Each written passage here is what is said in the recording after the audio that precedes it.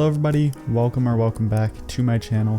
My name is Dominic. If you're new here, I really appreciate you being here and watching your first video of mine. Today is my annual list of my favorite movies of all time for 2023. I know I usually post this video around kind of late spring, early summertime, but you know, I had a lot of things going on this year with school and working in the summer, and I didn't really find the time or motivation to do it during then, but now I am back. It's my Christmas break and I'm able to finally record this video. I'm really excited to bring this to you guys. I got a great lineup of films for you this year and I don't want to take too much of your time, so I think we should get right into it. I'm going to speed run through my films 75 all the way up to 51, and then I'm going to be talking a little bit more about every film inside the top 50. So without further ado, let's get right into the films. Coming in at number 75, I have Vertigo, directed by Alfred Hitchcock. Coming in at number 74, I have Moneyball, directed by Bennett Miller. 73, I have Eraserhead, directed by David Lynch. 72, I have Mon Oncle, directed by Jacques Tati. 71, I have La Belle Noiseuse, directed by Jacques Rivette. 70, I have A Winter's Tale, directed by Eric Rohmer. 69, I have Pauline at the Beach, directed by Eric Rohmer. 68, I have Autumn Sonata, directed by Ingmar Bergman. 67, I have The Ten Commandments, directed by Cecil B. DeMille. 66, I have Close Up, directed by Abbas Kiarostami. 65, I have Psycho, directed by Alfred Hitchcock. 64, I have The 400 Blows, directed by Francois Truffaut. 63, I have The Texas Chainsaw Massacre, directed by Tobe Hooper. 62, I have Knight of Cups, directed by Terrence Malick. 61, I have the Star Wars prequel trilogy, directed by George Lucas. 60, I have Dune, directed by Denis Villeneuve. 59, I have Sicario, directed by Denis Villeneuve. 58, I have Oppenheimer, directed by Christopher Nolan. 57, I have Breathless, directed by Jean-Luc Godard. 56, I have The Batman, directed by Matt Reeves. 55, I have The Player, directed by Robert Altman. 54, I have Taxi Driver, directed by Martin Scorsese. 53, I have The Tree of Life, directed by Terrence Malick. 52, I have The Karate Kid, directed by John G. Avildsen. And 51, I have Whiplash, directed by Damien Chazelle. So that was a lot to take in a short amount of time there, so I'm gonna real quick grab a little drink, grab my tea. We'll get into the top 50 placements with my explanations.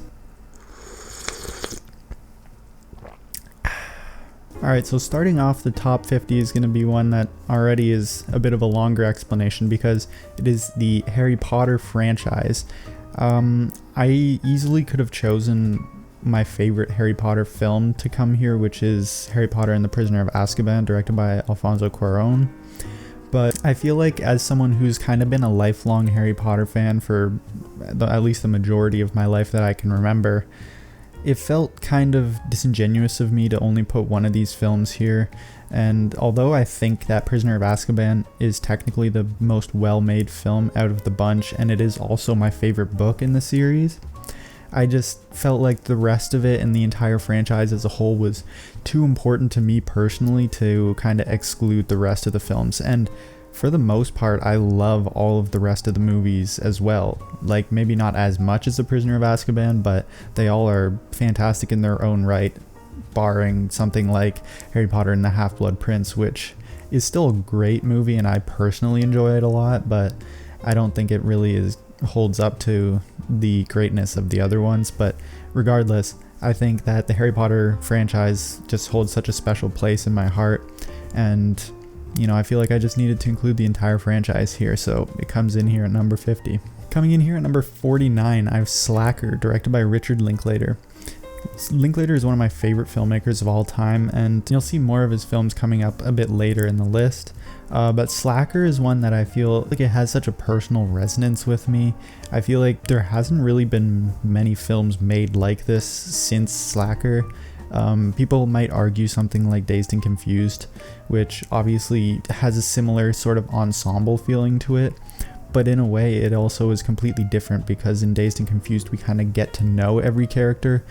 Obviously not the same amount, but we get to know all of them. I'm not going to go on too much because it may or may not appear on later in the list. But with Slacker, we kind of get a bunch of different characters that we meet throughout the film, and we don't really get to know any of them that intimately, so we kind of get a glimpse into their life, or not even that, we kind of just are a fly on the wall and just kind of a blip in their day-to-day life, so we don't really get to know some of these people that much even, but I still find they're all really interesting characters to look at, to watch, and I feel like Linklater kind of has a knack for just moving along and pacing with a story, and I think the pacing is really incredible here, and I don't know, it's just something that really is fantastic to me personally, and it's also something that's very inspiring to me as someone who would like to make films in the future. Coming in here at number 48, we have Clueless, directed by Amy Heckerling.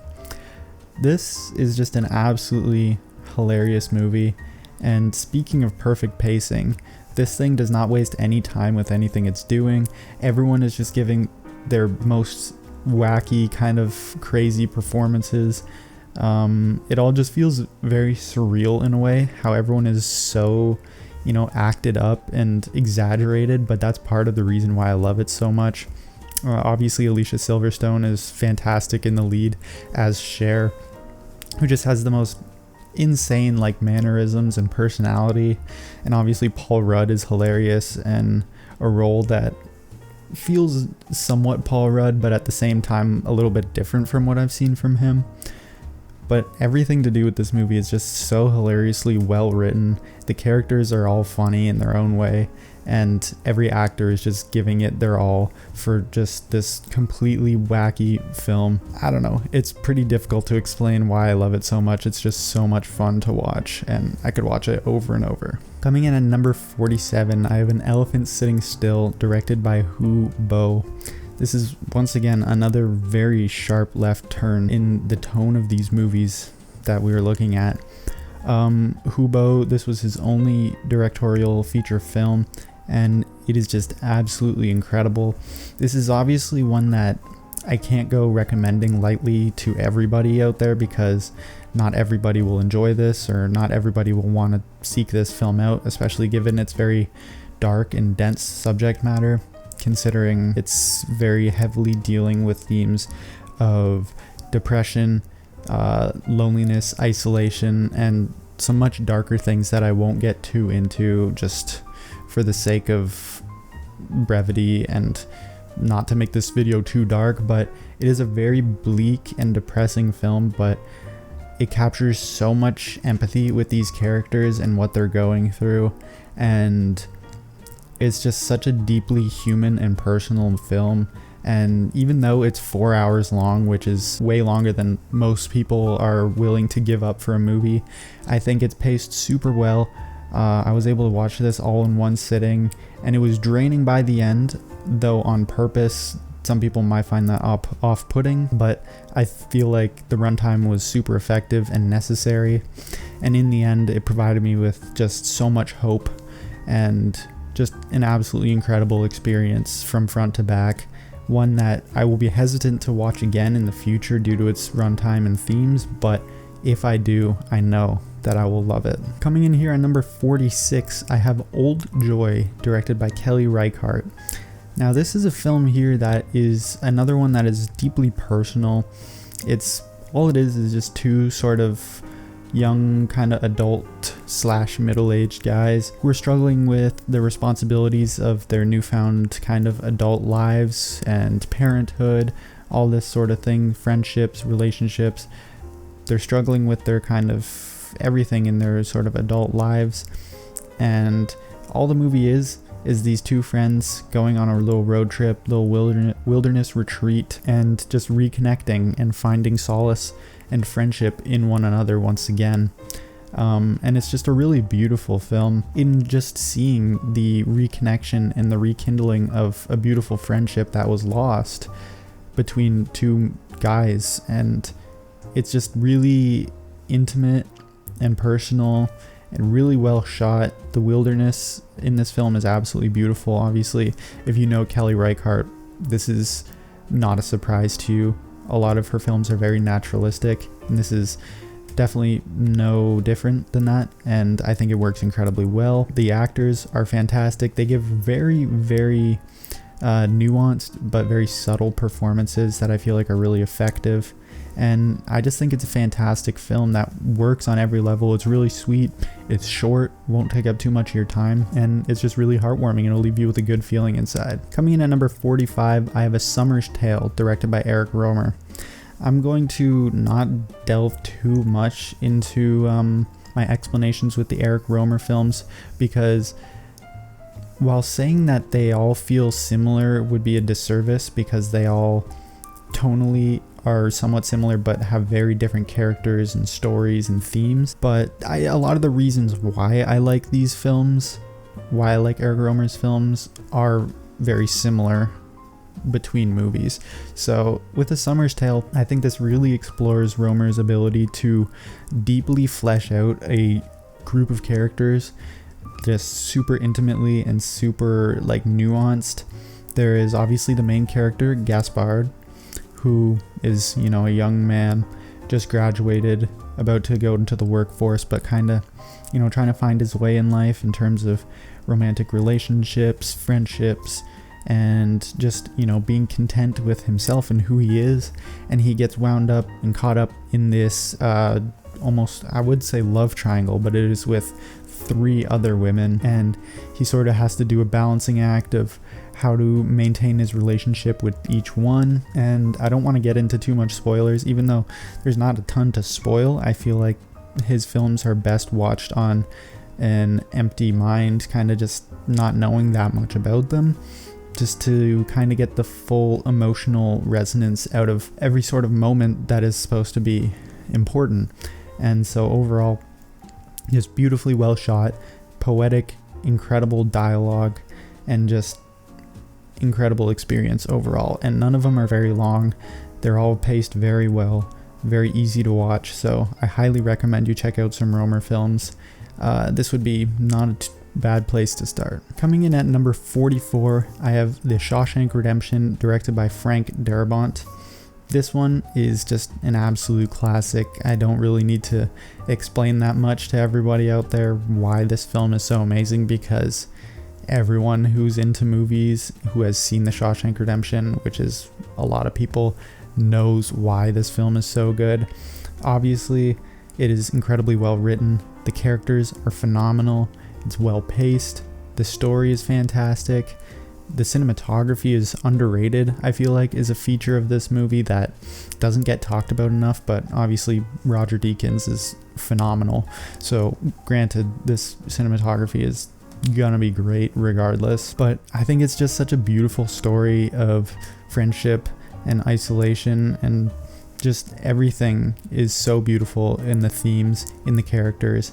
And not to mention, if you haven't seen this movie, the twists and the turns and the story development is just absolutely incredible, shocking, and just fantastic. And it all wraps up so nicely with a beautiful ending. I just think if you haven't seen this movie, everybody should see this film. So definitely go and watch it. But if you have seen it, you know how good this is. Coming in at number 43, I have The Living End, directed by Greg Araki. This is just such a unique film, and Greg Araki is such a unique director in his style, kind of very punk rock, very in your face, unapologetic. The characters in this, I mean, obviously they're quite different, but they're also very unapologetic in ways. But the personalities are kind of clashing, and I feel like that's why the main sort of couple works so well together. And it's just so violent and so aggressive, but also very tender and very intimate and emotional. And it deals with some really dark themes, but in a very watchable and enjoyable way that makes you really kind of think about these sort of things. So I feel like Greg Araki really does a great job at balancing some lighter kind of tone with some really aggressive and dark themes that really make you think. And I think it's just a really well balanced movie overall. Again, another one that's not too long, so if you're able to find it, I would recommend you watch this, because it's sort of one that will let you expand your horizons a little bit in terms of different styles of movies. Coming in here at number 42, I have Election, directed by Alexander Payne. This is one of my all-time favorite comedies in terms of just like pure comedy movies. This is just so goofy and like really raunchy, a lot of dry humor, but personally I think it's absolutely hilarious. It's exactly my sense of humor, and on top of that, the actual story of the film and the characters are all really interesting, quirky, hilarious. They have great dynamics, super well directed, the pacing is fantastic. Everything honestly about this movie is just so well done and just solid and absolutely hilarious. My favorite characters have to be the Metzlers. Paul Metzler, absolutely hilarious and just so clueless, and then Tammy is just so rebellious and I think unintentionally funny almost. Obviously she was written that way, but the stuff she does is very unintentionally funny and just rebellious, as I said. But overall, just one of my favorite comedies. I think it's super hilarious, and I think even if you think this might not be your sense of humor based on kind of reading the description or whatever, I think everyone should kind of just give it a chance, because there's so much other stuff that is similar to this that you could kind of branch out and see. But in my opinion, this is kind of the best of the bunch in terms of that sort of humor. Coming in at number 41, I have another Alexander Payne film. This is actually his newest film, The Holdovers, which came out this year, in fact. I thought this was absolutely amazing. I was super surprised by this. You know, I was expecting to like it, given I loved Election, and it was like a very kind of 70s boarding school, very homey, northeastern kind of vibe. Like everything about this movie was pointing to me loving it, but I just loved it that much more. It's one of my favorite films of the year, and it's just hilarious. It's heartwarming. It has, I think, even better and more nuanced character writing. There's just so many phenomenal characters and performances. Like, I feel like Paul Giamatti has to be at least in contention for an Oscar nomination, and then Divine Joy Randolph is absolutely in Oscar contention, if not a front runner for Best Supporting Actress. It's just so well done. The development throughout the story of not only the plot, but the characters themselves are, all three of the main characters are phenomenal in this, and has fantastic dialogue, really, really well shot. I think this is just a really whole package film that is, you know, really cozy, really heartwarming, has an emotional punch to it, has some really devastating scenes, but overall, as a whole package, it's just such a feel-good movie, and just one of the best of the year in my opinion, that if you haven't seen it already, I think you should definitely check it out, because it deserves the support that it's been getting. Coming in at number 40, I have Citizen Kane. This is another one similar to The Shawshank Redemption that I feel like needs not much explanation. Everyone knows Citizen Kane is really well made, but for me personally, I think it's just a really interesting story with some phenomenal characters, incredible writing, not to mention the incredibly influential and just breathtaking cinematography, and just the techniques that they used in this movie that were pioneered here. Orson Welles is just an absolute legend. I love this man, obviously as a director, but I think even as a performer, he's just as good. He's super charismatic. Charles Foster Kane is just one of my all-time favorite movie characters. I personally don't think people give enough credit to how entertaining and just investing this film is. Obviously not everyone thinks that, but to the people that do love this movie and it's one of their favorite films, I just feel like most people only ever talk about how well made it is, which obviously well deserved, but to be your favorite movie, it has to be very investing, and it has to be, you know, really well written and just grab your attention and be personal in some regard. And I think just that's a really overlooked factor of this movie that I think is also just as well done as some of the technical aspects. Coming in at number 39 here, I have another Eric Rohmer movie, and this is La Collectionneuse. This is one of Eric Rohmer's 6 moral tales, which is kind of one of his, if not his most popular and kind of main series of films. He kind of has a few different ones. He has the 4 seasons ones, which I talked about before, like A Winter's Tale and A Summer's Tale. He has his comedies and proverbs, and then he has 6 moral tales, which I think are his most well-known films. This is one of them. It's not one of the absolute most popular, but it is kind of right in the middle and sort of up there in popularity. I think the 6 moral tales is where he really finds himself in terms of his themes, in terms of his images, and in terms of really flawed but interesting characters. I feel like this one has slightly less nuanced characters. I think the most nuanced character in this film is actually Aide, which is the La Collectionneuse. That's what they call her. But there's these 2 dudes who are just like kind of lazy and just kind of like judgmental of her because she brings dudes home every night, and it's just really funny in like almost an ironic way, because you're just like laughing at how pathetic these guys are for most of the movie. But on top of this, their dynamics are all phenomenal together, between the 2 dudes, between guy and girl, between the other guy and girl. It all works really well. They bounce off of each other fantastically.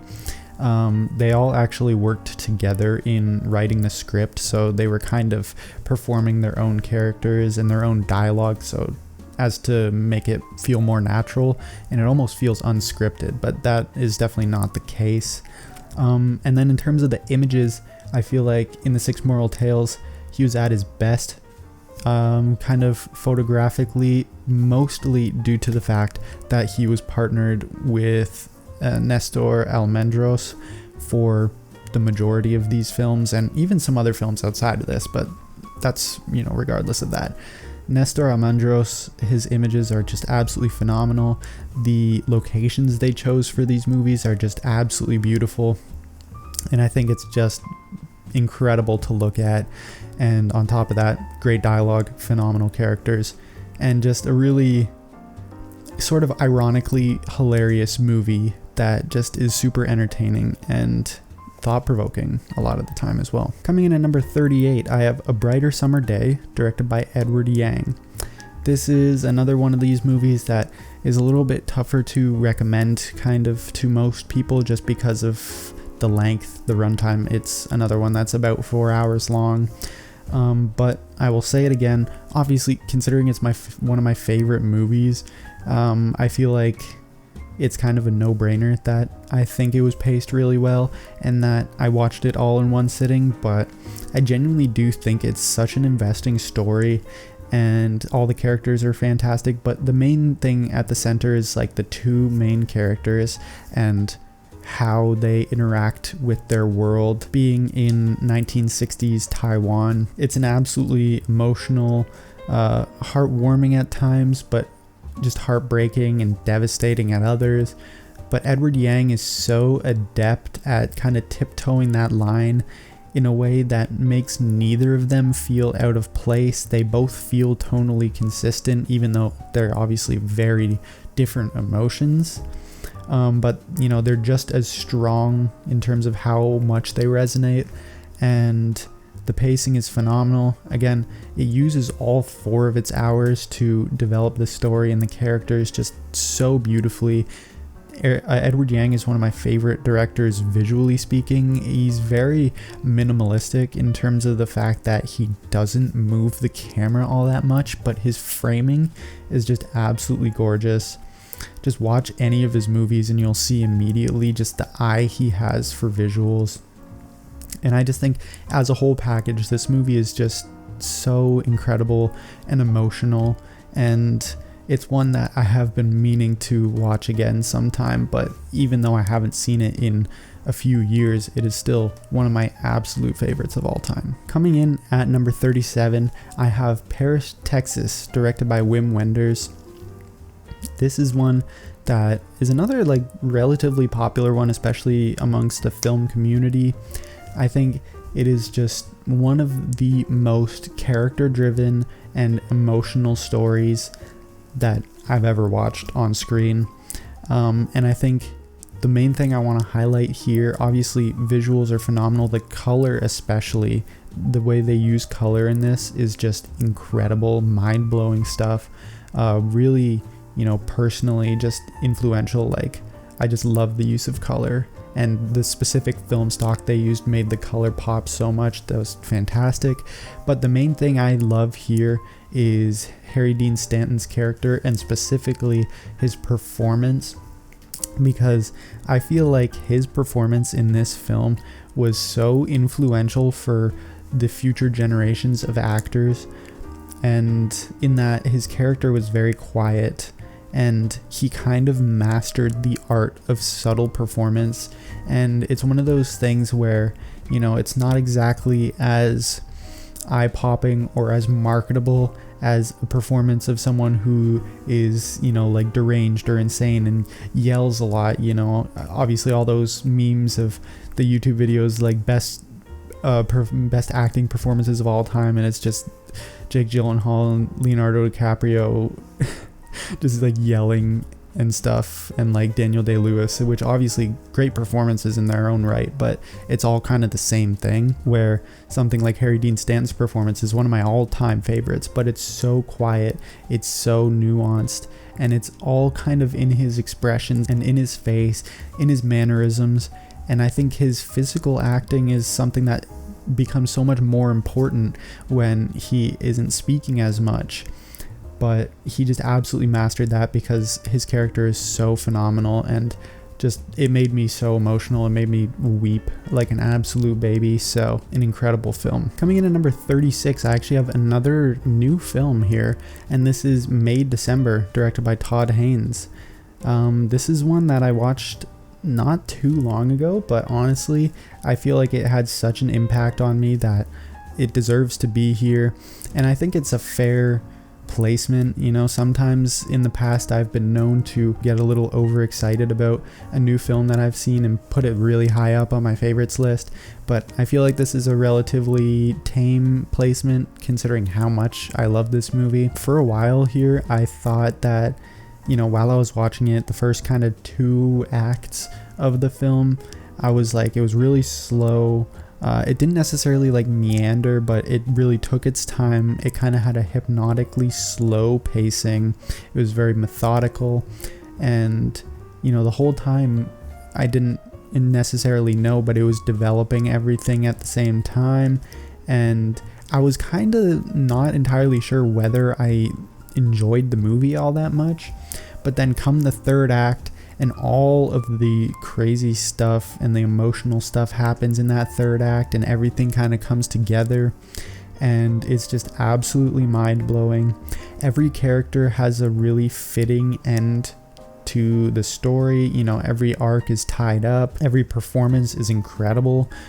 I personally think that Natalie Portman, I don't necessarily should win Best Actress, but she is my personal pick. I want her to win that Best Actress, even though I think Lily Gladstone was fantastic in Killers of the Flower Moon. My personal pick is Natalie Portman in this, but I also think Charles Melton is incredible, and I think he deserves, and he's my pick for Best Supporting Actor. His performance is just so harrowing, so devastating to kind of see the effects of this relationship on his life, and sort of how he's so emotionally immature and just like hasn't really fully grown up yet. It's just so haunting, and I think he gives such a great performance. Another one that is very kind of subtle in that there's not really any big times other than, 1 or 2 moments where he really kind of like blows up, but that makes times when he blows up so much more impactful. Just a phenomenal performance across the board, and the 3rd act was just incredible, made everything else before it even better, and it just tied up the entire story in such a beautiful bow. It's just a really uncomfortable but haunting, and just such a beautifully well crafted movie that I absolutely loved. Coming in at number 35, I have Blue Velvet, directed by David Lynch. David Lynch is one of my absolute favorite filmmakers of all time, if not my favorite of all time. And Blue Velvet is kind of the most accessible Lynchian film that you can get. Obviously, he has some other ones that, you know, in my personal eyes, don't fully encapsulate who David Lynch is as a filmmaker, like Dune, for example. Lots of studio interference and whatnot didn't really make his full vision. But something like Blue Velvet is the first time I think he truly is fully himself, but it's also not so weird that it kind of draws away, or so complex like a Mulholland Drive that it's kind of hard to understand on first watch. Blue Velvet, I feel like, is simple enough to follow, has really likable, very Lynchian characters. It has a lot of the kind of weird spiritual elements to it as well. It has the horror elements. It has some kind of dark comedy elements to it. And it's just a fantastic story. And on top of it, it's also like, don't take this the wrong way in saying that it's simple, because it obviously is very nuanced. I've watched it multiple times and gained from that, but it is easy to understand kind of on a plot level from the surface. So I think if you haven't seen much Lynch or haven't seen any Lynch and kind of want to get into him, I feel like this is probably your best starting point, your best introduction to his work, because it gives you kind of a framework of David Lynch while having a very accessible and understandable movie on the surface. Coming in at number 34, I have the original Star Wars from 1977. I feel like, you know, I've been grouping franchises together a lot of the time in terms of, you know, the Star Wars prequels and the Harry Potter franchise, obviously, both earlier in the video. But I feel like the original trilogy is A, so good, and B, slightly kind of, I don't know, different isn't the word, but I also feel like Return of the Jedi is not as strong for me personally. This kind of spoils my next placement as well, but like, I don't know, I just feel like these are worth talking about on their own. I think the original Star Wars is obviously just one of the most influential pieces of science fiction, or one of the most influential pieces of filmmaking in the history of movies. It's super iconic. The characters are amazing. The banter is phenomenal. Everyone just looks like they're having such a good time making this movie. And special effects are fantastic. The story obviously seems kind of cliche and archetypal nowadays, but that's because it kind of, not necessarily created, but it definitely pioneered that archetype and was one of the first kind of major blockbusters. So I feel like I definitely give it a pass, but it also just works a lot better than some films that kind of borrowed from it. So it's just one of the most iconic and one of my childhood movies. I've been watching this film forever and I've loved it my entire life. So it's hard to kind of keep off this list. And then 33, I have The Empire Strikes Back. They're very similar in terms of quality, I feel like, but I do think I slightly prefer Empire Strikes Back. I think it has slightly more nuance to its characters and their character arcs. I think it's slightly better written in terms of kind of the story. You know, there's a little more struggle to it. There's, I feel like, more polished, better shot, you know, great set design. The world building isn't quite as incredible, influential, and just like groundbreaking as it was in the original from 1977, but I feel like on basically every other level this film kind of improves upon that, which is saying a lot considering that the original is basically perfect. So this is just an absolutely phenomenal film. Again, another one so fun, one that I've been watching my whole life and I don't plan on stopping. Coming in at number 32 is actually, if you know me, one of the biggest kind of fallers on this list, and that is Playtime, directed by Jacques Tati. It is still absolutely incredible. I mean, it's still 10 out of 10. It's still obviously one of my favorite films of all time, but I feel like I slightly overdid it with this in how much I watched it and kind of over saturated my kind of watches of this. So it's becoming, obviously it's still one of my favorite films now that I've kind of slowed down. Watching it, further apart than I did before definitely helps in kind of keeping it fresh and whatnot. But, it's still incredible, just excellent film. One of, if not the best looking film I've ever personally seen. The set designs are absolutely incredible. Obviously, if you don't know, this was all kind of constructed as a set. Everything you see is a set called Tativille. It was the most expensive French production at the time. It put Tati in like crippling debt. It was just one of the most grandiose kind of productions just ever to that point in filmmaking. And I think it's absolutely worth it. Like, it's just so fantastic. The cinematography is beautiful. Everything is kind of shot wide at a distance to kind of observe everything. Every character in the background is doing something different, so each time you watch it, you can watch kind of different parts of the screen and get a completely different experience out of it. On top of that, it's a comedy, and it's really funny. It's obviously not like the most funny film I've ever seen, because slapstick kind of physical comedy is not my favorite sense of humor, but I feel like it's funny enough. And then it's also just technically one of the most incredible feats of filmmaking ever. So this is why I think it still definitely places quite high on my list. Coming in at number 31, I have Claire's Knee, directed by Eric Rohmer. It's another one kind of similar to La Coleccioneuse in terms of its images, just stunning imagery, again by Nestor Almendros. The location here kind of in the French Alps, and it's just so beautiful.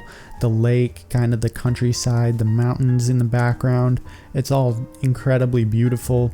But then on top of that, it's a very kind of taboo subject matter, but I feel like it handles it very gracefully. All the characters are interesting, they have their own motives and whatnot. Especially the girl played by Beatrice Roman is super nuanced and complex. I think she's a phenomenal actress for how old she was in this movie.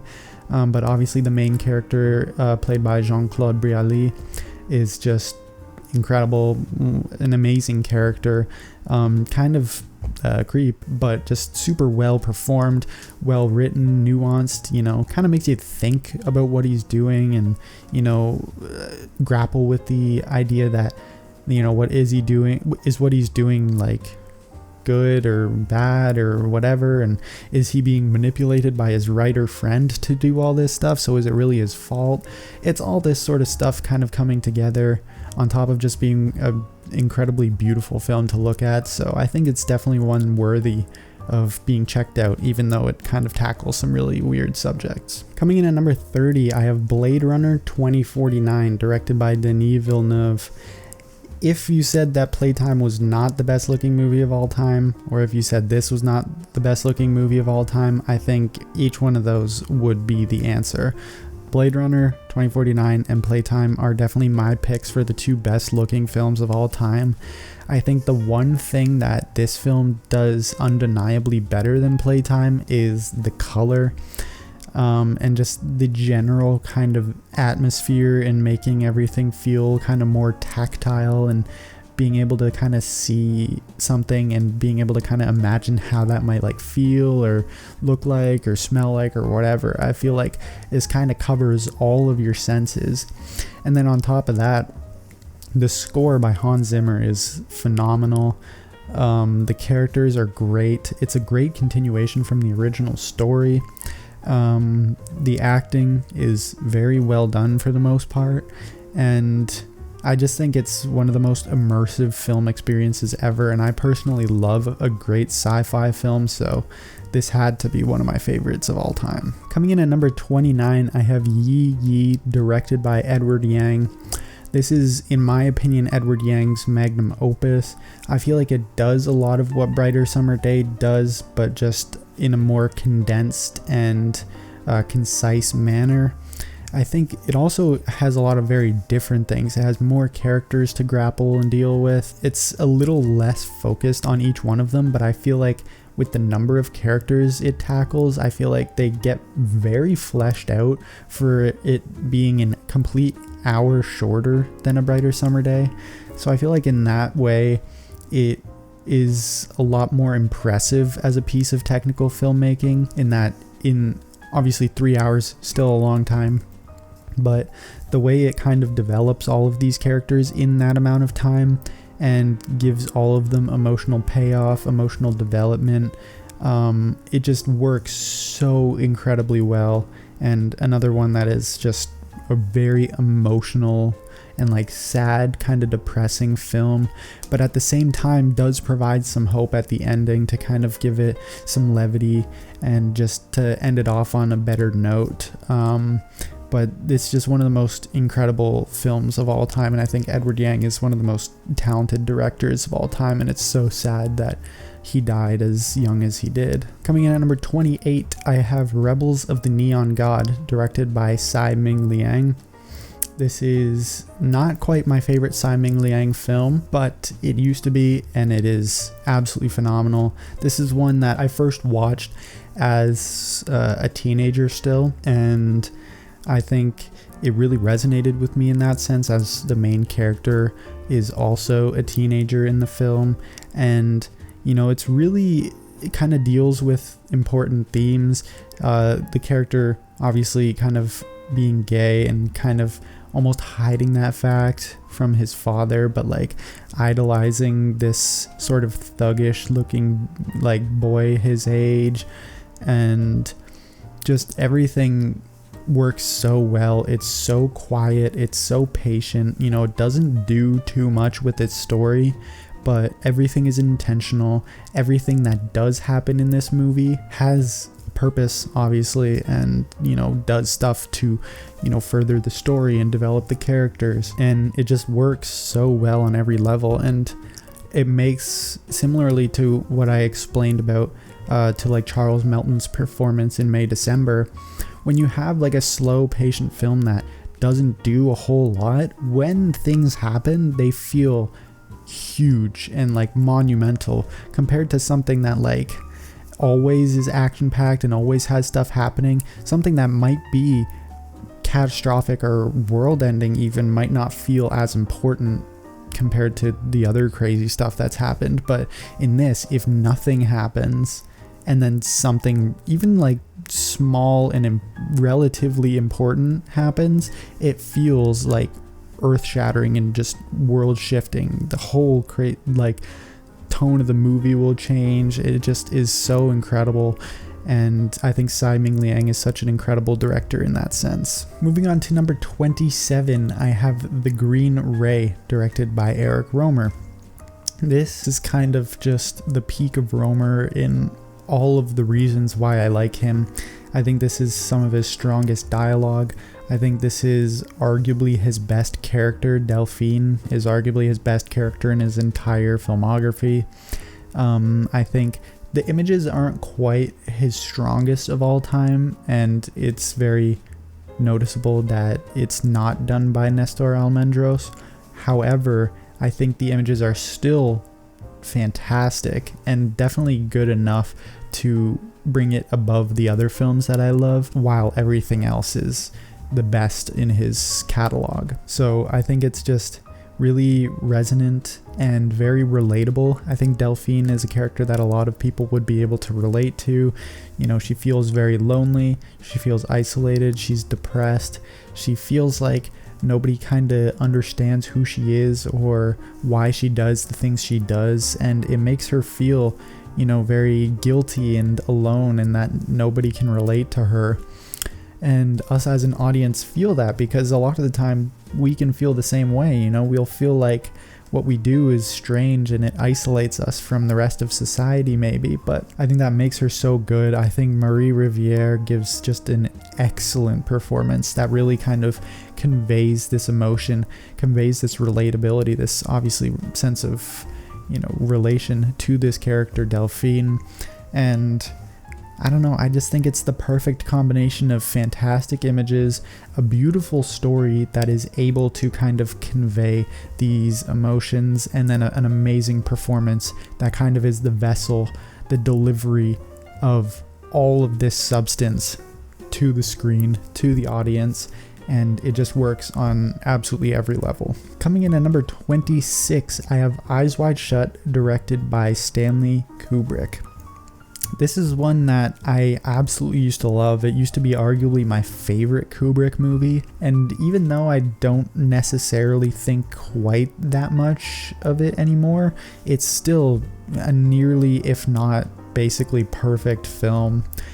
And that just goes to show how incredible of a director Stanley Kubrick is, because this is like arguably not even in my top 3 of Stanley Kubrick, and it being almost in my top 25 of all time. It's just absolutely insane that he's so consistently phenomenal. But Eyes Wide Shut is just an incredible film. I don't think it has like his best imagery or his best characters or anything like that, but I feel like everything is just so phenomenal in this. I think it is well shot. It has some great usage of lighting, something that I feel like is very different from a lot of his other movies. I feel like the lighting is very prominent in this. The Christmas motif, the kind of very dark turn into the sort of seedy underground of the rich and famous is just so disturbing and incredible at the same time. It's like hypnotizing, it's frustrating. Tom Cruise gives a really kind of strangely not relatable performance, because I don't think I related to anything he does, but just his frustration is so palpable on screen. And I think for what he is trying to convey, I think he does a phenomenal job, even if I have never experienced such a thing before. But yeah, his just sexual frustration is, I don't want to say it's funny, but it's just so like comical, like how unlucky and just how desperate he is. But it really works, and in the moment it's not funny at all, but like looking back you're like, hey, what was this guy doing? But during the movie, a lot of it is really stressful, anxiety inducing, and it's honestly pretty scary, especially the time when he's kind of going into the kind of cultish underground. Like if you've seen the movie, you know exactly what I'm talking about. Once he kind of goes to that, everything gets scary, it gets dark, it gets stressful, more anxiety inducing. The characters are just unnerving. The circumstances in which a lot of them kind of operate, and some of them which they die, is just really like, everything just makes you feel kind of uneasy, and it's just such a phenomenal experience. And it's capped off by one of the best final lines in cinema history. Coming in at number 25 is big tone switch here. Chungking Express, directed by Wong Kar-wai. This is one of my favorite Wong Kar-wai movies. Not my number one, but it is so phenomenal. It used to be my number one, and it's just such a fun and like heartwarming movie. The first half, or at least the first story, is a lot more, it feels a lot darker and a lot more kind of urgent. And I don't quite like it as much, but it is still really well done. It is a shorter story, so I do think Wong Kar-wai knew on which story to concentrate more on and all that. But for the amount of screen time that story does get, I think it's really well developed. I do really like the characters. Has some great action sequences. One of my favorite action sequences or chase scenes of all time is the scene in which the girl with the blonde wig is getting chased. And it uses that signature Wong Kar-wai kind of like choppy frame rate, and like has a little bit of motion blur. And the camera is just moving in such like unorthodox ways, but it's so amazing. And I just absolutely love the way that scene is shot. It makes it so intense, and my eyes just like bulge when I watch that, because it's just so baffling to me that him and his director of photography, Christopher Doyle, were just able to come up with something like that. And him and Christopher Doyle are just such an incredible duo, similar to something like Romer and Nestor Almendros, where just the Wong Kar-wai, Christopher Doyle kind of style of cinematography and filmmaking is one of my absolute favorites. It's so kinetic, it's so unique, and I just absolutely adore it. And then the second story, which is my favorite one, is just so much more kind of lighthearted and whimsical and fun and silly. I love the characters. I love Tony Leung's character, the cop, is just so charismatic and charming. And you have Faye, who is just like whimsical. Like, she doesn't even seem like a real person in that she kind of just doesn't care or understand about the world around her. She's just kind of living in her own kind of bubble, having a good time, you know, listening to her music super loud. And it's just such a cute kind of romance, pretty much. That's all there really is to it. And I just think it's so well done. Just absolutely love this film. Coming in at number 24, I have The Shining, directed by Stanley Kubrick. This is probably my favorite like pure horror movie of all time. There's one that comes a little bit later on that is classified as horror, but it doesn't feel as much as sort of traditional horror, so to speak. But Stanley Kubrick's The Shining is probably the horror movie that I've loved for the longest time, because growing up I used to hate horror. Like, I would refuse to watch it, but then I heard such good things about The Shining, and my dad and my uncle are big Stephen King fans, and obviously The Shining book is really well received. At the time, I obviously didn't know about kind of the like the beef that Stephen King had with Stanley Kubrick for making it apparently a bad adaptation. I still haven't read the book, so I don't know that for sure, but the movie is one of my favorites of all time, so who knows what I'll think of the book. Anyways, this is just one of the most slow-paced, haunting kind of films of all time. The atmosphere is just so unnerving. The Overlook Hotel is one of the best settings in all of movie history. It's just cold, it's disturbing, it's frightening. Even when there's nothing going on, you kind of just get that sense of something kind of lingering beneath the surface. Almost supernatural, spiritual kind of underlying creepy, eerie vibe. It's just super well directed on every front. I think the score is fantastic. Wendy Carlos is just incredible, and she has some phenomenal work later on this list also that I will be, talking about a little bit. And the cinematography, as Stanley Kubrick does, the cinematography is just gorgeous. The framing is phenomenal. The camera movements are incredible. And obviously, all performances I think are good. And obviously, I think Shelley Duvall gets way too much flack for her performance in this. But obviously, the standout is Jack Nicholson, one of my all-time favorite performances. He's just so creepy and so deranged as Jack Torrance.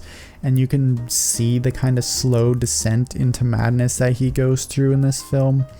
It's just so incredible, and it has some of the most tense and scary sequences in all of cinema history. So it's just gotta make my list. I've been watching this film for many years, and it never gets old. Coming in at number 23, I have Goodbye, Dragon Inn, directed by Tsai Ming Liang. This is my favorite Tsai Ming Liang film of all time. It's another one that I feel like even more so compared to Rebels of the Neon God. I did talk about how slow and patient that movie is, and that just goes to show how slow and patient Tsai Ming Liang is as a filmmaker compared to a lot of his contemporaries. But I feel like that being even slow and patient is his most accessible film, whereas something like Goodbye Dragon Inn is even more slow. There's only a couple lines of dialogue in the entire movie, and they all happen in a span of a few minutes with one conversation.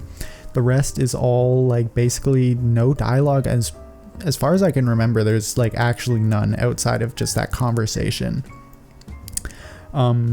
But I don't know, something about the way that Tsai shoots this film, the way he kind of shoots the day-to-day kind of operations of this theater, and the way everything feels so lived in.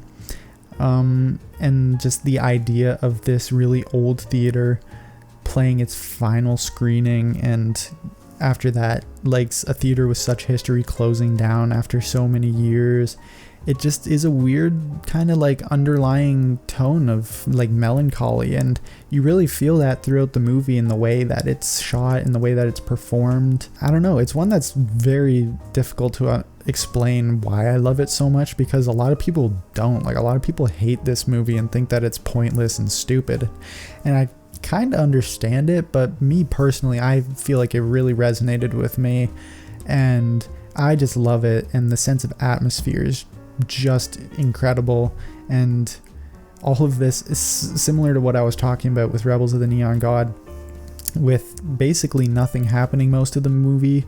The conversation that the two men have near the end of the movie, and then kind of like the final shot of the movie, just becomes so much more emotional when it's like the only emotional relief and kind of, you know, point at which we can get super emotional throughout the movie happens. So it's just, I don't know, it's just absolutely phenomenal, and honestly it can be pretty funny at times. Coming in at number 22, I have Do the Right Thing, directed by Spike Lee. I think this is absolutely one of the most important films of all time, and it's just so well done, and it's one of those films that tackles just such an important and hard to talk about subject matters, as it relates to kind of racism, discrimination, police brutality, you know, all of this stuff, just prejudice in general. Like, it tackles all of this, but it makes it a very watchable experience and enjoyable experience. I think Spike Lee gives it not a lighter tone, because obviously you feel it lingering the entire movie and it's very potent, but you know, the times of downtime are really fun, really enjoyable. The characters are quirky, they have fun interactions. Most of them are honestly hilarious. I think Spike Lee has such a funny, like a way of writing really funny and witty dialogue. The way it's shot is really unique. I love Spike's style. His use of kind of like Dutch angles and just his framing of certain shots is really unique and special, that I personally love. The color is really indicative of sort of the heat of this day. That's a very important kind of point in the story. And it kind of signifies, obviously, the tensions rising between the races that all live on this street. And it all kind of climaxes in this huge moment one night where they kind of, I won't get into it because I don't want to get into spoiler territory for people that haven't seen it, but it all climaxes in such a intense way that there's some huge emotional payoff and a really big moment that I feel like a lot of people probably will know what I'm talking about, but it all culminates in something really just emotional and angry, and it just is such a beautiful kind of tie up to all the themes that this film has been dealing with up until this point, and it ends in just such a cathartic but also kind of depressing manner that kind of makes it linger in the back of your mind. So I just think everything this movie does is absolutely phenomenal, and as I said, one of the most important movies ever made. I feel like, at least in terms of social consciousness, this is a movie that everybody should see at some point in their life. Coming in at number 21, just coming outside of this top 20 of all time, I have Apocalypse Now, directed by Francis Ford Coppola. This is my absolute favorite war film of all time. I just think everything that this movie does is just so, like on just a whole nother level beyond what any other war movie I've personally seen has been able to tackle. I think all the performances are great. The writing is really, really good, but my favorite part of the entire movie is just how the tone of this movie and how it's shot and how it's lit kind of just changes throughout the entire thing, and it slowly kind of diverts into a more spiritual and very, very different film tonally from when it was at the beginning, when it was very like just like a war movie, but it kind of goes into a more like psychological territory as they travel further down the river. If you've seen the documentary called Hearts of Darkness, this is just, you can tell why it turned this way. It just issues with budget and tensions rising, and just the fact that everyone was kind of on edge, and Martin Sheen had a heart attack on set, and Marlon Brando was very strange with like his requests and only having a certain amount of time to film before he just like walks, and it was just all insane. They thought the movie was gonna fail, but they just ended up finishing it anyway. But I think that just adds so much to the atmosphere of this movie as it kind of progresses. I personally think it's incredible and works so well. I think it's a good adaptation of the source material, Heart of Darkness, which I read because of this movie, and I think it's just fantastic. The book is amazing, the movie is incredible. All around, an insane, incredible experience, and just so emotional and tumultuous, and just the ending monologue that Brando gives is just incredible, and one of my favorite pieces of dialogue and monologues of film history. Alright, now we are making our way finally into my top 20 favorite films of all time. Obviously all the movies I had before this I absolutely love, but anything that comes into this top 20 is just a step above in some way, just absolutely separated from the rest. Incredible film experiences. I obviously recommend all of these to varying degrees, but I would personally recommend any of these as I love them all so much, and I feel like they are films that people should see. I got some choices that are fairly common. I got some less common choices. It's a good mix of films in here, so I think you'd be excited to keep seeing what I have going, and obviously see what some of my top 10 are. So with that being said, let's get into number 20, which is Baby Driver, directed by Edgar Wright. I think this is kind of one of the more contemporary films I have on the list, and one of the ones that I have that is very reliant on its sense of entertainment and fun for being placed so highly, but obviously it's not going to be in my top 20 if I just have a lot of fun with it. I think this film just is absolutely incredible in terms of its cinematography and its editing and its music. The way it syncs everything up to the music in every action sequence and every chase scene is just so phenomenal, and it's obviously reminiscent of Edgar Wright's style in his other movies, but I feel like I don't personally enjoy most of those all that much, but I feel like Baby Driver, he kind of honed his craft and perfected it when it comes to a more kind of serious, almost drama action movie as opposed to one of his comedies. But yeah, just overall, some phenomenal action sequences, incredibly entertaining, and just some of the most unique and just poignant technical filmmaking skills in terms of cinematography and editing that I've ever seen. It just all culminates in a film that I absolutely love watching and have seen multiple times. Coming in at number 19, I have Twin Peaks Fire Walk with Me.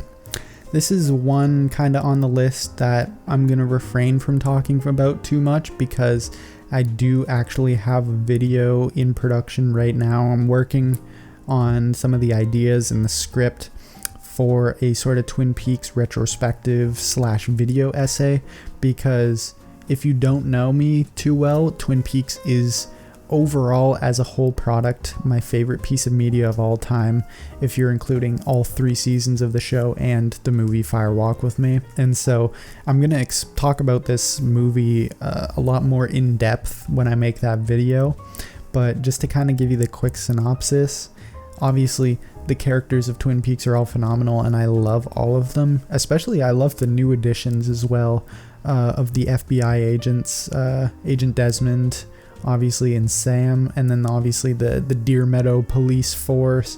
They're all really quirky and interesting in their own right, but then I obviously love the characters of Twin Peaks, specifically Laura Palmer, such an incredible character. for being a character that was not in the show at all, at least in like the original run, besides when you see her dead in like the first episode. They gave her some development, like a surprising amount of development for someone that literally was never on screen. But in this, they really delve deep into Laura's character in the nights before she died. And it is just harrowing, disturbing, and just so emotional. Cheryl Lee gives a phenomenal performance as this incredibly troubled young woman, Laura Palmer, and David Lynch, obviously one of my favorite directors of all time, just does a phenomenal job in balancing tone, in directing actors, in co-writing with Mark Frost this story that is just so incredible and develops Laura into probably the most interesting character in the entire franchise, just in basically one movie. It's just so phenomenal. She's an incredible character. It's a pretty disturbing watch at times. This is one that is the other one I was talking about when I was talking about The Shining, where it definitely has horror elements to it, but I wouldn't necessarily consider it a horror film. But yeah, it has really scary, frightening, tense moments, really disturbing moments, really emotional moments. It's just one of the most like strenuous, but like in the best way possible, films of all time. And it's also just incredibly well made. So yeah. So number 18 and 17, I'm kind of gonna smudge together a little bit. I don't know if that's necessarily fair to do that, since I kind of talked about the original Star Wars and Empire separately, but I feel like I can kind of smudge these ones together and talk about them very similarly.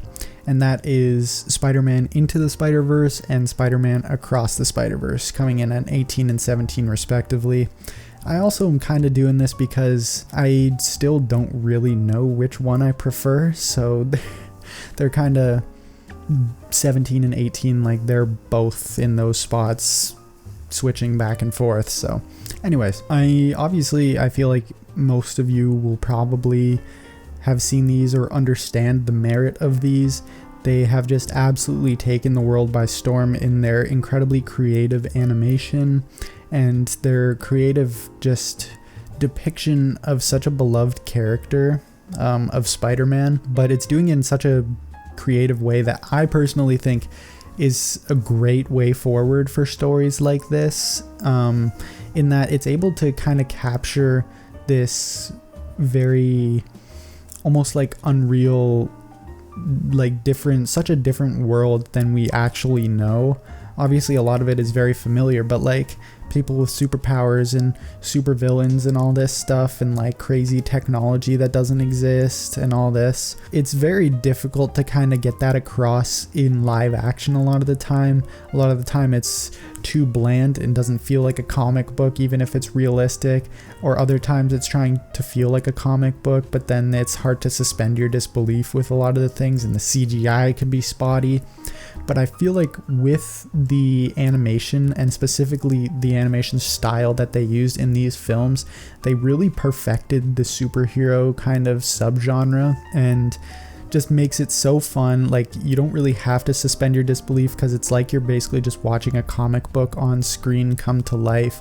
All the characters are phenomenal in both movies. I love the ensembles in both separate movies. Obviously, the kind of shared characters, Miles, Gwen, and Miles' parents, like all amazing characters, super well written for a movie that's kind of geared towards like kids and like young adults. It's surprisingly mature, has surprising character development, and then on top of that, it's just one of the like most incredible visual treats that you will ever see. So it's just overall an amazing feat of technical filmmaking in animation, and then it's also just super entertaining to watch, both of them. Coming in at number 16, I have 2001: A Space Odyssey, directed by Stanley Kubrick. This is absolutely one of the greatest films of all time, one of the most iconic, one of the most critically acclaimed, and for good reason. It is just so incredibly well shot, as all Kubrick movies are. I can't necessarily say that the characters are super gripping and interesting characters, just I feel like that's almost part of the point. They wrote them almost to be disposable, but just know them enough to make the kind of emotional impact more palpable when those scenes come.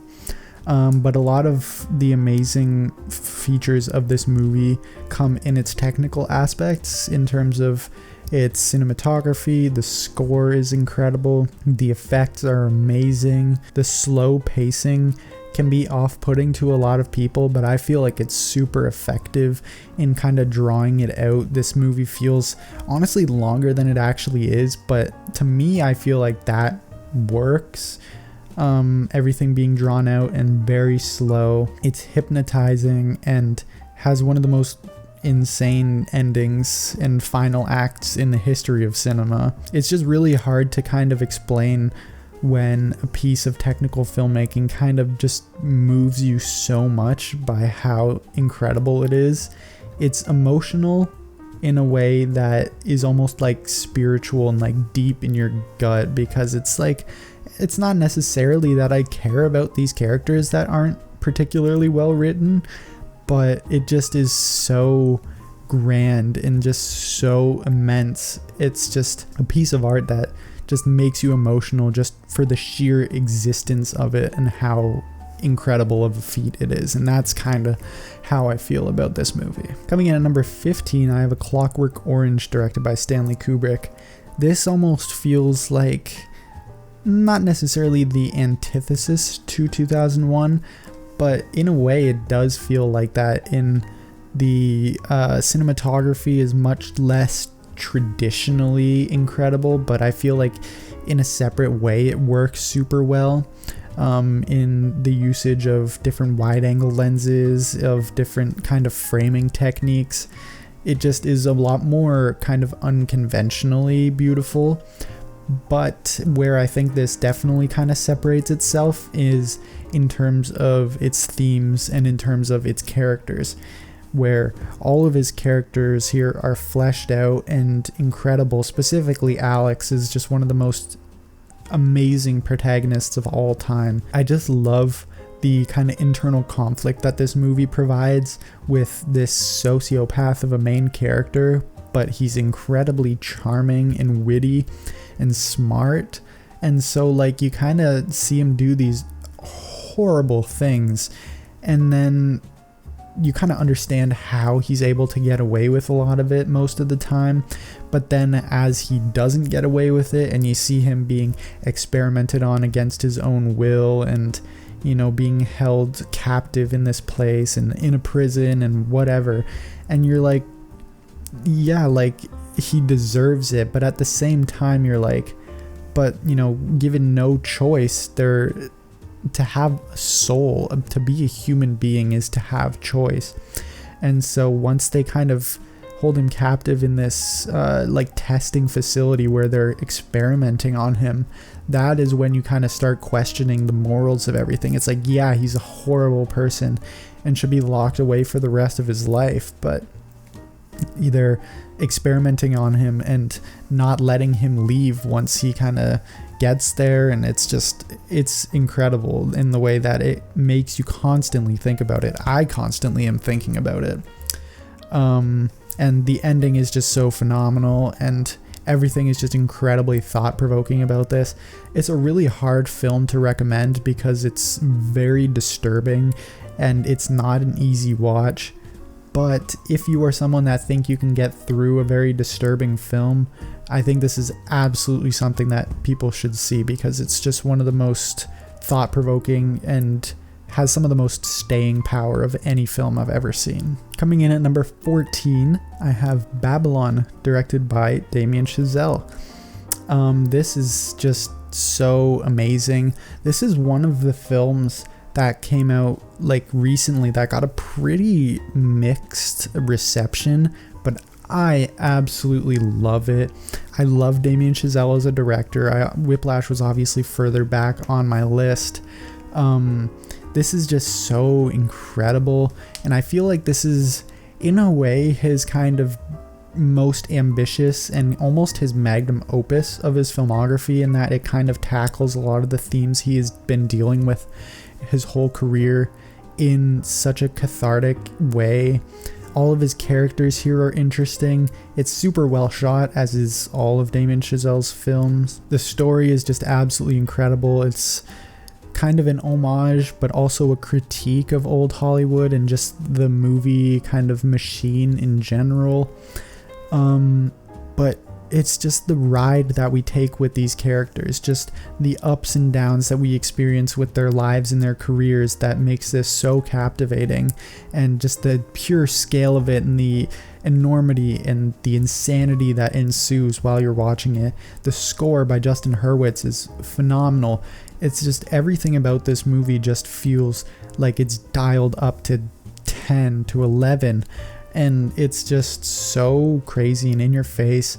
And it ends with one of the most divisive endings I've seen in recent years, but one of my personal favorite endings, with a montage of kind of the history of cinema, and then that brings our main character to tears for reasons that I will not get into due to spoilers.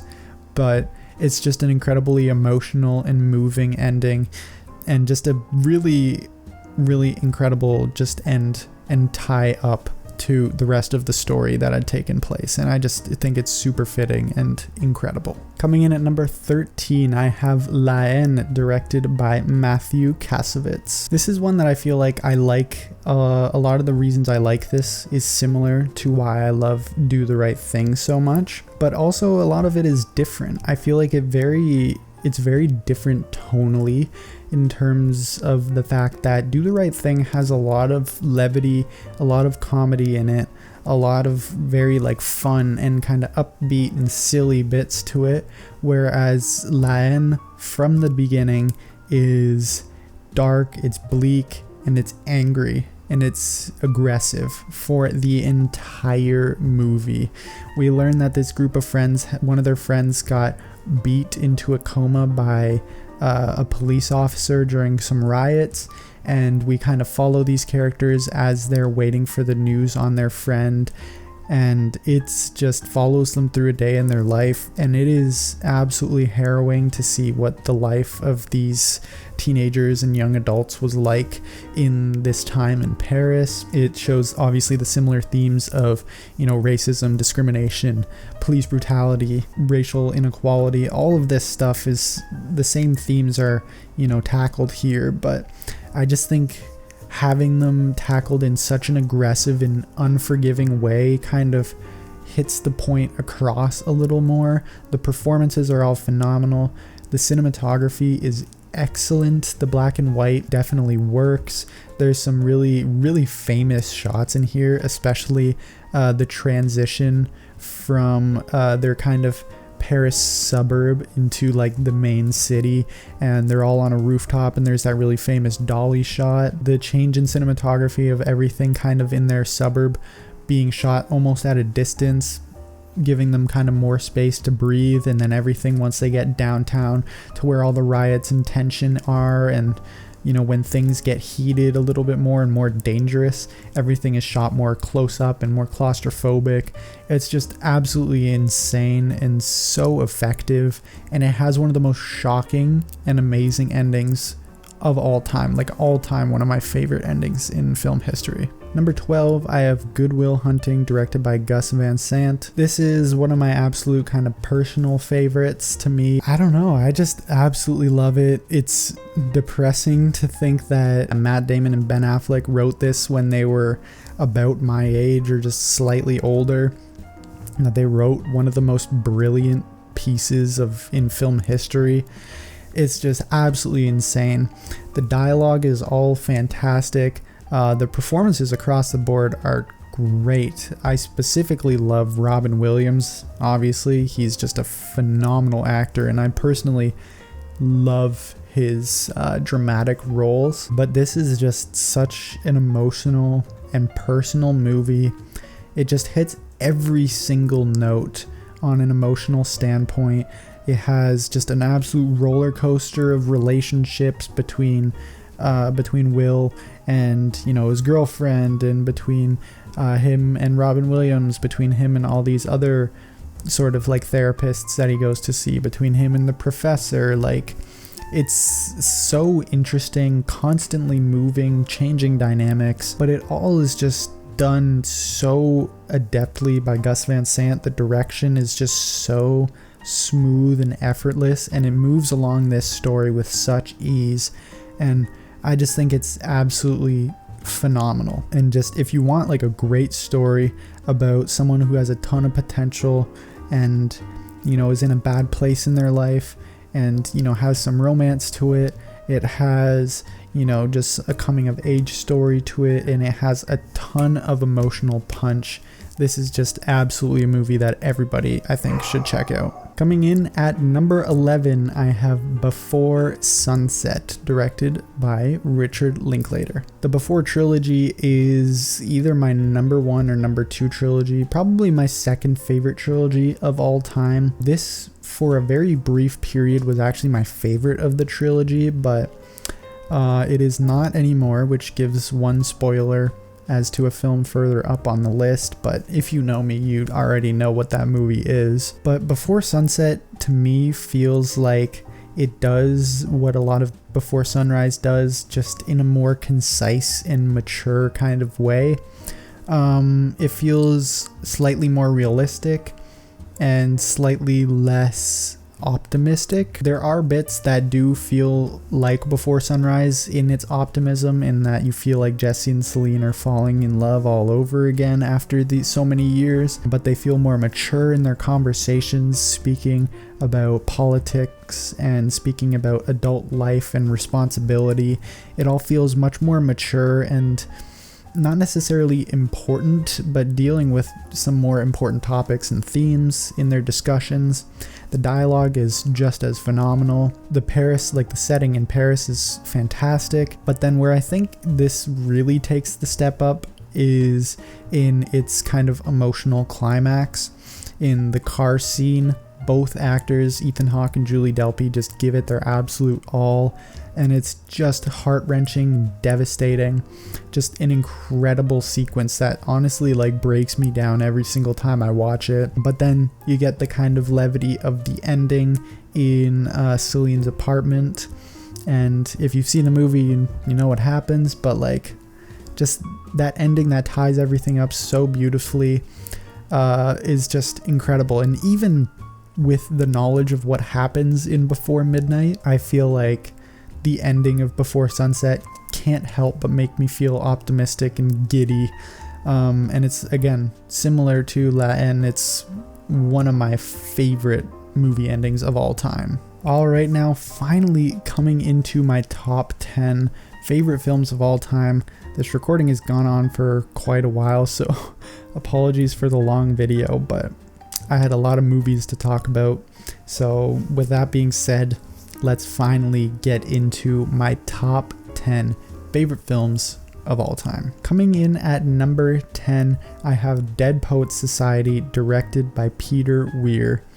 This is one of the most kind of famous, iconic movies I have on this list, and similar to Good Will Hunting, I just absolutely adore Robin Williams in dramatic roles, specifically of this kind of mentor type, or like teacher or anything like that. I think he just does absolutely phenomenally in that kind of role. But everyone else in this ensemble, all the teenagers, are just fantastic. Every character is fleshed out and kind of has their own emotions and has their own reputation, has their own desires. Like, every character is very unique and recognizable throughout the entire story. Obviously, you have Neil and Todd are kind of the two main characters, but everyone else is fantastic in their own right, and all of them give great performances. It's just such a heartwarming and exciting and fun, and just overall, like, everything is so amazing and fun and heartwarming until it's not, and then it gets really emotional. But it leaves you on such a good note, such a heartwarming, such an optimistic note. Even though you can still feel the consequences of certain things lingering at the end of the movie, that makes it all the more kind of palpable emotionally at the end. I feel like everything kind of culminates into just an excellent ending, and the rest of the movie itself obviously is just incredibly enjoyable to watch all the way through.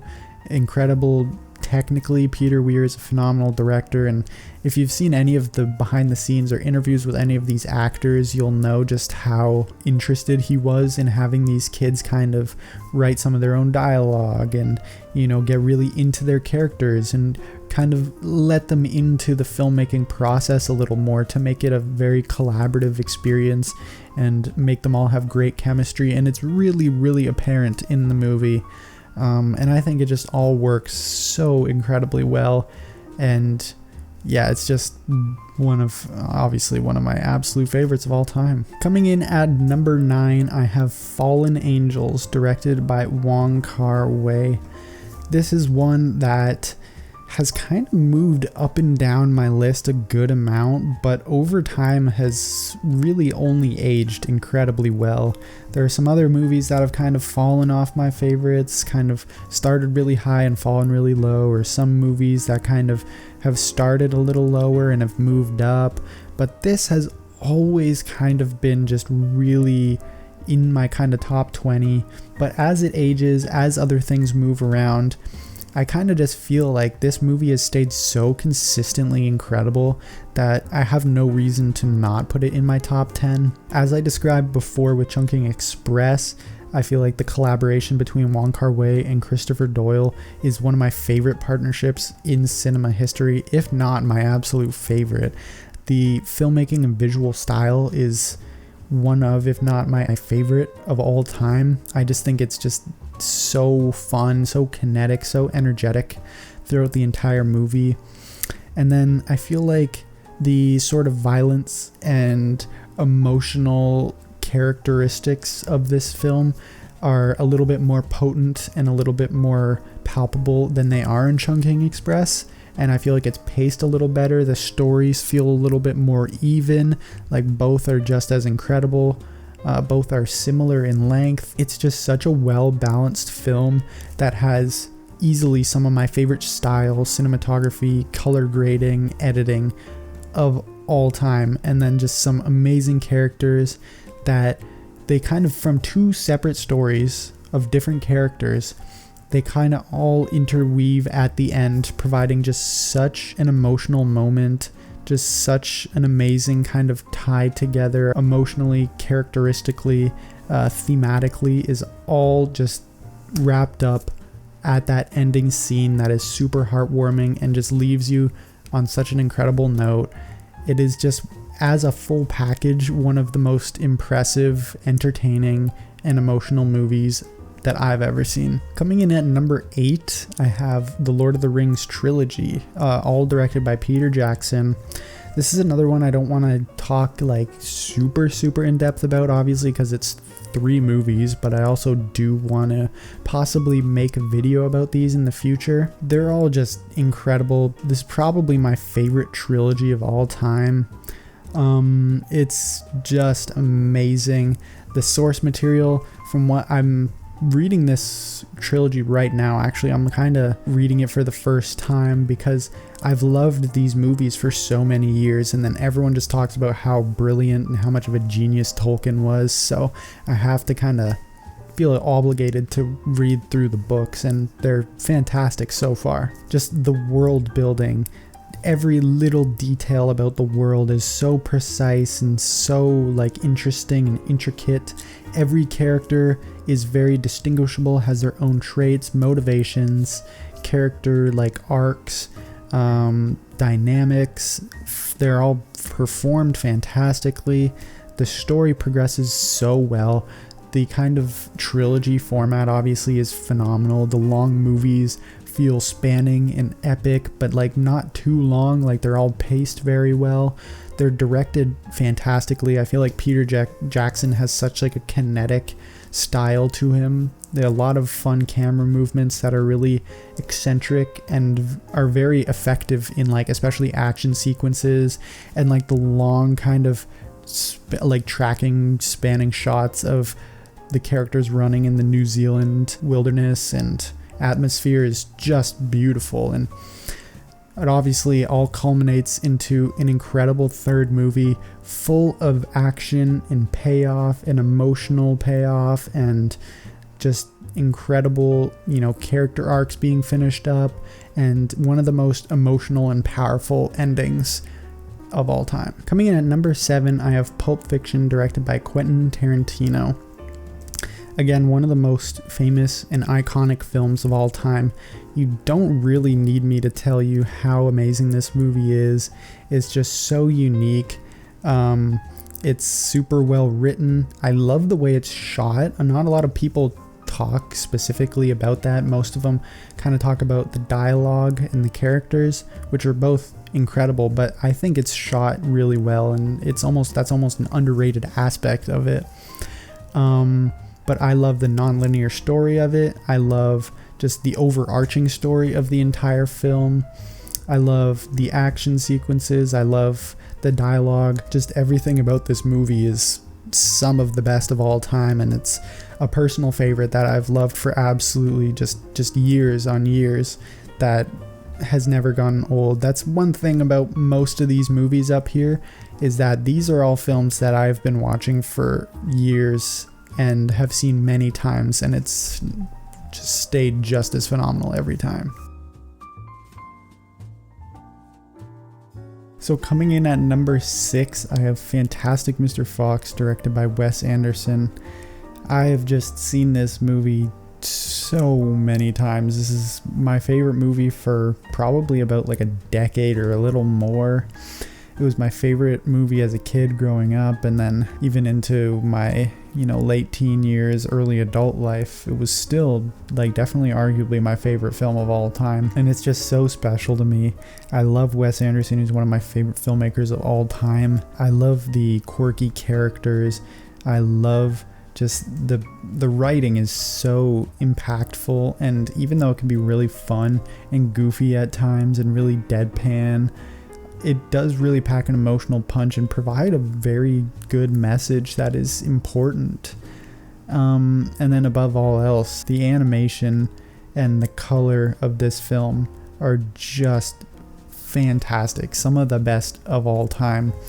The stop motion is just beautiful. The voice acting is all fantastic. Everyone just sounded like they were having an absolute blast. I feel like everyone who watches this just really enjoys it, so it's not a super difficult one to explain. Coming in at number 5, I have Rushmore, directed by Wes Anderson.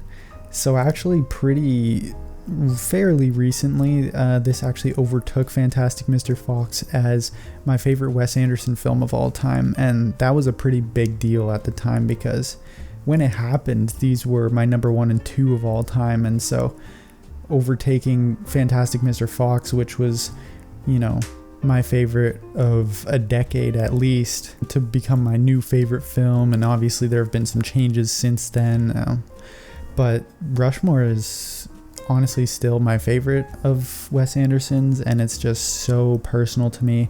I love Max Fisher's character. He's easily one of probably my top 5 or top 3 favorite protagonists of all time. He's relatable in a lot of ways, but kind of not in others. He's kind of detestable in some ways. He's really arrogant, but like very talented, has potential, and it's just such a heartwarming, amazing coming of age story with some kind of romantic elements, some very cynical stuff.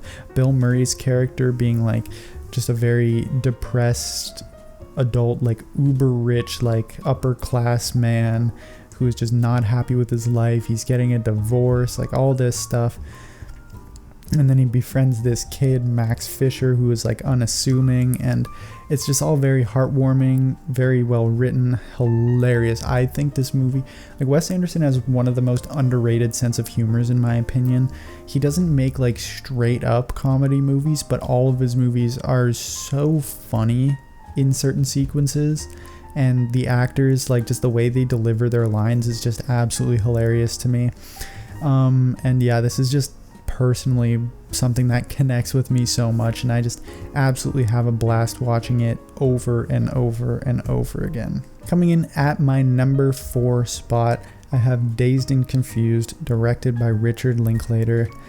This one has been probably the biggest grower on the list. I always loved Dazed, even after my first watch, but it was never like super high up on my favorites list. But after having seen it now many times, I think over 10 times now, I can firmly say this is easily one of my favorite films of all time. Do I think it's one of the most incredible technical achievements of all time? No, not necessarily, but it's just such a personal one to me. It's so much fun. All of these characters are so interesting and funny and quirky. I love their dialogue, I love their wit, I love their banter. The story, as little as there is pretty okay. It's shot like quite well, as most Linklater things are. They're shot quite well, but it's not like a super noticeable thing that a lot of people talk about. But my personal favorite is just the overall directing of it all, with this huge ensemble just juggling so many characters and kind of different storylines, interweaving them, kind of seeing how they connect, and just balancing act, having it all paced so well, having a phenomenal soundtrack. Like, it's just such a holistic experience. That's just one of my favorite hangout movies, and easily one of the most rewatchable films of all time. So it obviously had to land very, very high up, and has a chance of going even higher in the future, I'm not gonna lie. Coming in at my number 3 spot, I have Before Sunrise, also directed by Richard Linklater. I promise this is the last Richard Linklater on the list. If you know me and have seen my videos in the past, you might know that this used to be my all-time favorite film, my number 1, and you genuinely could probably still make that case, but as of right now, I'm putting it at number 3. But the top 3, honestly the top 4 or 5 are all very, very close, and can be mostly interchanged. But yeah, Before Sunrise is just one of those ones that is impossible to describe, because it just captures that lightning in a bottle feeling of having that connection with someone you truly care about, someone who understands you, someone you just have a spark with, someone you have a connection with. And it's something that is nearly impossible to capture and to write about or to capture on screen, but Richard Linklater was able to do this in a realistic fashion. It feels very like whimsical and almost surreal, because the feeling you get when you truly connect with someone like that almost feels surreal. And so I feel like that is actually something that serves it, and their relationship feels almost like a fairy tale, because the odds that you're just on a trip and meet arguably your soulmate is just like 1 in a million, and have that connection with them. It's just beautiful. The dialogue is fantastic. Their conversations aren't as like mature as they are for the most part in Before Sunset. They're kind of the most serious topics they talk about eventually at some point are like philosophy and just kind of how they feel about the greater world at hand and the universe. But a lot of their conversations pretty much just have to do with relationships and like sex and all that stuff. And so it's a little more juvenile, which makes sense as they're obviously younger in this film. And then Ethan Hawke and Julie Delpy are just fantastic and have arguably the best chemistry in a movie that I've ever seen. It's just absolutely phenomenal from front to back, and you could definitely argue this as being probably my favorite of all time, but for now it's number 3. Coming in at my number 2 spot, I have Mulholland Drive, directed by David Lynch. This is another one I'm not gonna go like super in depth on because I want to make a David Lynch ranked video eventually, and possibly a dedicated video to this movie, because I feel like this is one that has grown on me so much, but I feel like a lot of people haven't really got my perspective on how it's grown so much. I first watched this and gave it a 7 because I was entranced by David Lynch's kind of filmmaking techniques and how he went about shooting stuff and the lighting of the film and how it got like a certain feeling out of me, and just the underlying kind of horror and disturbing nature of all of this. But I also had a hard time following the story, so I wasn't fully in love with it. But then like on second watch, on third watch, I picked up on details. I understood how the story moved along. I understood the characters. I understood the ending, which wraps everything together so incredibly well in the most bleak and honestly pretty disturbing fashion. But once it clicks for you, it is just incredible. It's such an amazing feeling, and David Lynch is just a director that's able to capture a feeling like no one else. Just the intuitive filmmaking that he has of the sort of dreamlike scenarios is just mind-blowing, and this is honestly just one of the most mind-blowing pictures of all time. And I truly recommend everyone watch this film. And if you were like me and have seen this film and didn't really get it or didn't love it on first watch, I highly recommend a rewatch for this, because that is what personally catapulted this up way in my list. And coming in at number 1, I have La La Land, directed by Damien Chazelle. This is one that was kind of a long time in the making. It had a very brief stint at my number 1 spot, like quite a while ago, like a year and a half ago. And just recently I had rewatched it again, and I got the exact same feeling as before, so it moved back up to my number 1, and I feel like more comfortable this time around because it has been my number 1 before, and I've had this feeling, and now that it's happened again, I know that it's a consistent thing, so I feel pretty comfortable with this. I just think that everything about this movie, technically, it's phenomenal. The cinematography, the uses of color, especially in like the production and set designs, the acting is incredible. Both the leading roles are amazing, specifically Emma Stone, but Ryan Gosling is also fantastic.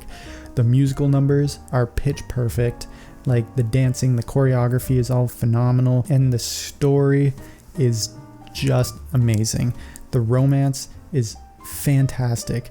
The character like connection that they have, the chemistry is just absolutely amazing. The whole arc that they go on is so beautiful and so heartbreaking, and it all kind of culminates in this ending sequence where, you know, we see what could have been, and you know, we're just left with this feeling of bittersweet in that they achieved their dreams, but like, could they not have done it on their own or in their separate ways? You know, it's kind of something we're grappling with. It's what makes the ending so powerful, and it honestly is the only movie that has ever made me like truly just ugly cry, like break down sobbing, because it's just so effective, emotional, impactful, and just every single thing about this movie, in my personal opinion, is just pitch perfect down to every last detail.